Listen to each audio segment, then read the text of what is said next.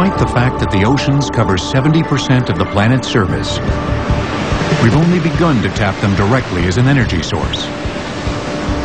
But these marine powerhouses may one day unlock the door to clean, limitless energy. Hydroelectric power was the great renewable energy source of the 20th century, and it will continue to provide gigawatts of power. But with most of the world's rivers already dammed, the future of hydropower will come from the sea. Of the various technologies to capture the ocean's energy, a tidal barrage is the closest in design to traditional hydropower. The barrage is essentially a dam, collecting water from high tide until there's sufficient potential energy for power generation, then forcing the water through turbines when released during low tide. The world's largest and oldest tidal barrage at Lorence, France, began producing power in 1966. Today, it still powers 240,000 homes.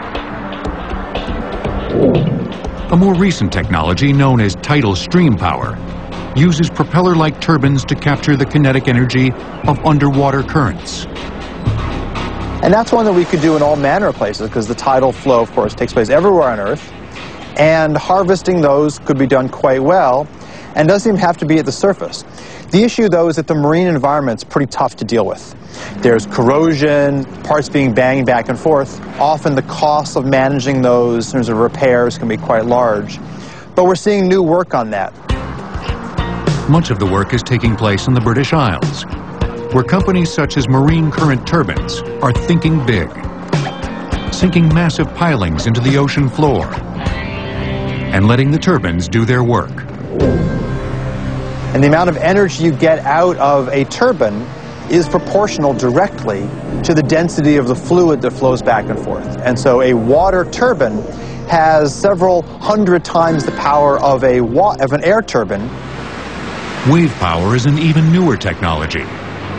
Yet it may hold the most promise of all, since wave power can be captured anywhere on the ocean.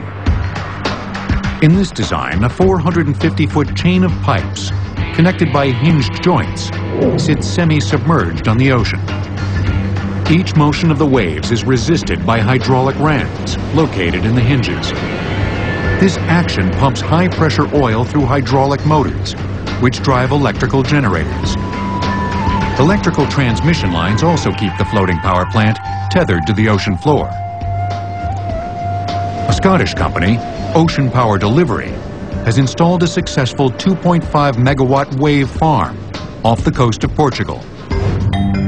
A wave farm occupying less than half a square mile of ocean would generate 30 megawatts of power, or enough for 20,000 British homes.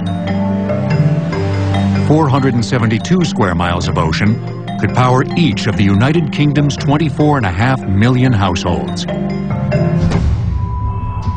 Each region of the Earth has its own renewable sources, from the vast wind potential of North Dakota to the solar motherlode that waits in the Sahara. When you put them all together, one thing becomes clear. Renewable energy offers a global solution to global problems.